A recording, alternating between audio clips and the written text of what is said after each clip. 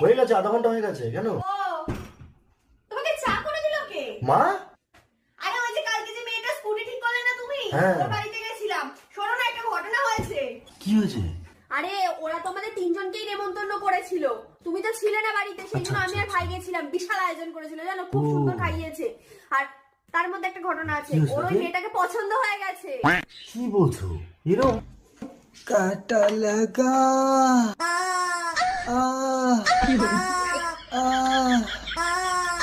এটা কি জিনিস নিয়ে এসছো?